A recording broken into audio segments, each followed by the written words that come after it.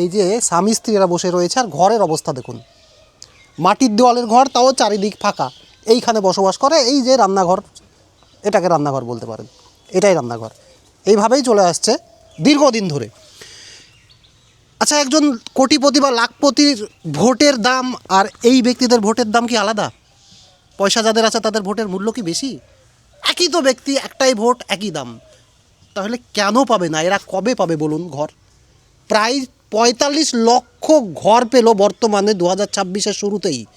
তার মধ্যে এই পরিবার বাদ আরও অনেকে আছে হয়তো, কিন্তু এর মতো অসহায় মনে হয় খুব কমই আছে। আসুন আমরা জানার চেষ্টা করব যে কি যোগাযোগ করেছিল এখানকার প্রধান মেম্বার যারা রয়েছে পঞ্চায়েত অফিস, তাদের সঙ্গে কি যোগাযোগ করেছিল। আসুন জানার চেষ্টা করি। আচ্ছা, আপনি যোগাযোগ করেছিলেন? যোগাযোগ করেছিলাম আমি, ঘর হবে হবে করে এই তো পড়ে আছে, ওদের হবে দিব করলে এই তো ঢুকবে, টাকা ঢুকবে এরকম করে রেখে দিয়েছিল।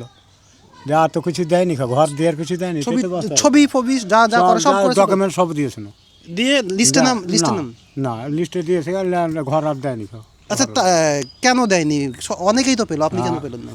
আমার কি ব্যাপার এখন, নামের গন্ডগোলকে কিস করলো না করলে এটা বলতে পারছি না। আমি ছবি মুভি ভোটের ছবি আধার কার্ড যা যা চাইছে দিয়েছি প্রধান মেম্বারের হাতে। এসে চলে ইনকোয়ারি করতে ৩-৪ পারা করে নিখো।